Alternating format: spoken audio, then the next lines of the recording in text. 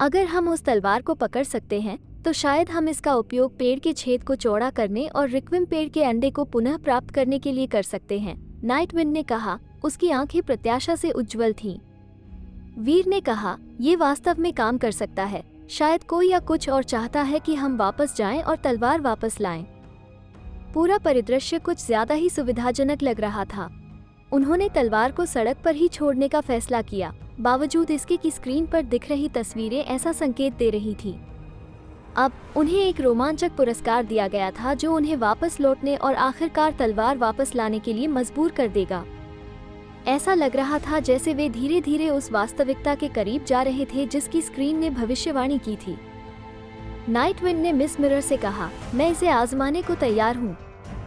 मैं फिर से तलवार ढूंढने जाऊंगी और उसे वापस लाऊंगी। जाओ, लेकिन सावधान रहो, मिस मिरर ने कहा। उसकी आवाज विचलित और दूर थी। हाँ, मैं इसे पूरा कर दूंगा। नाइटविंड झुकी, घूमी और चली गई। कुछ कदम चलने के बाद नाइटविंड रुक गई। उसने ड्यूक की ओर देखा। उसने एक पल के लिए सोचा और फिर मिस मिरर से कहा, मेरी लेडी, ये लड़का ऐसा नहीं कर पाएगा। अब मैं उसे उसके दुख से बाहर क्यों नहीं निकाल देता? वीर जानता था कि उस आदमी का मतलब क्या है। नाइटविंग स्पष्ट रूप से स्क्रीन पर देखी गई भविष्य सूचक तस्वीरों के बारे में अभी भी डरा हुआ था। हालांकि अगर उसे ड्यूक से छुटकारा मिल गया तो एक चेहराविहीन व्यक्ति कम हो जाएगा। इसका मतलब ये होगा कि भविष्यवाणी गलत साबित हो सकती है और यह एक भ्रम से ज्यादा कुछ नहीं है। मिस मिरर ने सिर हिलाया। नाइटविंग ने ड्यूक को उठाया और चला गया। क्या उसे जाने देना बुद्धिमानी है? वीर ने मिस मिरर की ओर देखते हुए पूछा। वीर ने सोचा कि मिस मिरर और नाइटविंग जितना वे कह रहे थे उससे कहीं अधिक जानते थे, लेकिन मिस मिरर ने नाइटविंग को जाने से रोकने की कोशिश नहीं की, जिससे वीर भ्रमित हो गया। मिस मिरर हिली नहीं और उसकी आवाज ठंडी थी। तुम्हें लगता है कि अगर मैंने उसे जाने से मना किया तो वो रुक जाएगा? तुम्हारा मतलब है नाइटविंग हमें रिक्विम ट्री अंडे के लिए धोखा देगा? वीर को अब समझ आया कि मिस मिरर क्या कर रही थी। यदि उसने नाइटविंग को रिक्विम ट्री अंडे की बुरी तरह चाहत को रोक दिया तो तस्वीर में जो हुआ वो वास्तव में हो सकता है। मैं निश्चित रूप से नहीं जानता कि नाइटविंग हमें धोखा देगा या नहीं, लेकिन जब इस अंडे जैसी मूल्यवान चीज अधर में हो तो वफादारी का परीक्षण किया जा सकता है। रिक्विम ट्री अंडा एक खजाना है जो बहुत आकर्षक है और होगा अभी नियम तोड़ने के कुछ परिणाम होंगे। मुझे सावधान रहना होगा। मिस मिरर ने एक आह के साथ बात खत्म की। आप नाइटविंग के बारे में जो जानते हैं उसके अनुसार यदि वो वास्तव में तलवार वापस लाता है और रिक्विम ट्री अंडे का दावा करता है तो क्या आपको लगता है कि वो अतिरिक्त मिल जाएगा और कुछ और करेगा? वीर ने पूछा।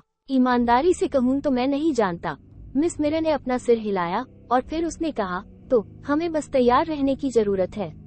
मुझे उम्मीद है कि नाइटविंग हमें धोखा देने का फैसला नहीं करेगा, लेकिन अगर वो ऐसा करता है तो हमें एक आकस्मिक स्थिति की जरूरत है जो हमें सांस लेने में मदद कर सके। याद है, मैं अब वो नहीं हूँ जो पहले था। मैं केवल किंग क्लास हूँ।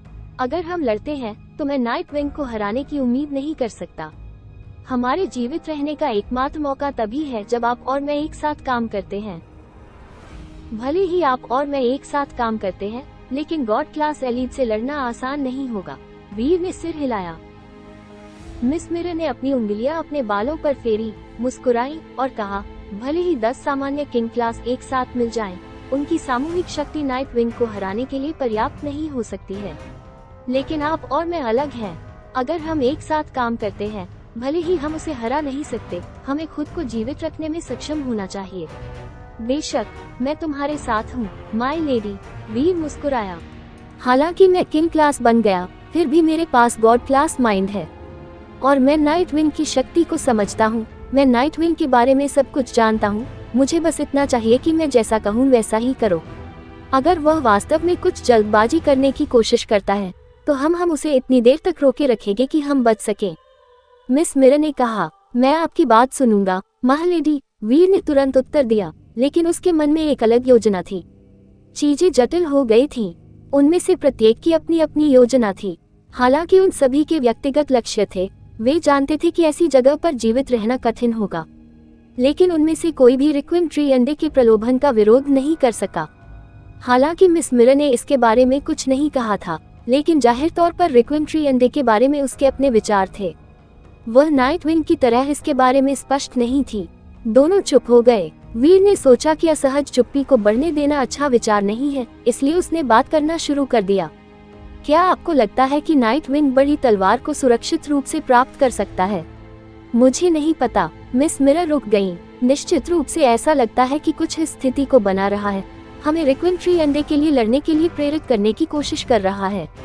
चून की इस इकाई को स्पष्ट रूप से बड़ी तलवार की आवश्यकता है। सामान्य ज्ञान आपको बता सकता है कि तलवार खतरनाक है, लेकिन नाइटविंग चला गया वैसे भी इसे पुनः प्राप्त करने, और वह मूर्ख नहीं है। चून की उसने जाने पर जोर दिया, इसलिए उसका कोई गुप्त उद्देश्य हो सकता है। शायद। हालांकि मिस मिरर ने उसे खत्म नहीं किया, लेकिन उसके चेहरे के भाव से पता चलता है कि वह चिंतित थी। वीर ने कोई जवाब नहीं दिया। यह एक मौन समझौते जैसा था। वीर ने आगे कहा, अगर भविष्यवाणी झूठी है तो नाइटविंग को इससे कोई दिक्कत नहीं है। अगर भविष्यवाणी सच है तो तलवार चलाने वाला व्यक्ति वैसे भी ठीक होना चाहिए। आखिरकार भविष्यवाणी में जो भी तलवार उठाएगा वही होगा जो अंडे पर दावा करता है और जीवित रहता है। जीवित रहने की संभावनाएं नाइटविंग के पक्ष में बेतहाशा झूल रही हैं, जिस तरह से चीजें सही ढंग से खड़ी होती हैं। अगर चीजें खराब हो जाती हैं तो आप और मैं उसे नीचे नहीं ले जा सकते। मिस मिरर ने सिर हिलाया। वह सहमत थी, लेकिन एक बात है जो मुझे समझ में नहीं आती। नाइटविंग इतना आश्वस्त कैसे हो सकता है कि तलवार मिलने पर कोई भी उसे नहीं मारेगा? वीर ने मिस मिरर से पूछा।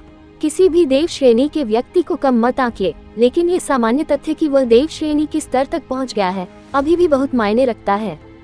मेरे प्रति उसकी स्पष्ट निष्ठा और सेवा से गुमराह न हो। यह आपको एक दर्दनाक मौत की ओर ले जा सकता है, मिस मिरर ने कहा। उसकी आवाज कठोर थी। वीर ने कंधे उचकाए। उन्होंने इससे ज्यादा कुछ नहीं कहा। उसने कुछ देखने की आशा से उनके पीछे वाले रास्ते पर पीछे मुड़कर देखा। नाइटविंग को अब तक तलवार के साथ वापस आ जाना चाहिए था। यदि तलवार पर या उसके आसपास किसी प्रकार का जाल बिछाया गया था तो उसे पहले ही उससे चालू कर देना चाहिए था। लेकिन रोइंग सिटी अभी भी बेहद शांत थी। एक भी आवाज नहीं थी। उनके पास ये जानने का कोई तरीका नहीं था कि नाइटविंग ने अभी तक तलवार हटाई है या नहीं। वीर सोच ही रहा था कि रास्ते में दूर एक परछाई दिखाई दी। ये नाइटविंग जैसा लग रहा था। दरअसल जब आकृति करीब आई तो वीर ने देखा कि यह नाइटविंग लौट रहा था। उसके कंधे पर एक बड़ी तलवार लटकी हुई थी, जो बिल्कुल वैसी ही दिख रही थी जैसी उन्होंने पहले देखी थी। लेकिन उनकी उम्मीदों के विपरीत तलवार केवल 1 मीटर लंबी थी। टिप सपाट थी, मानो उसे तोड़ दिया गया हो। तलवार टूट गई। इससे मिस मिरर और वीर दोनों आश्चर्यचकित हो गए और उन्होंने एक दूसरे पर उत्सुकता भरी निगाहें डाली।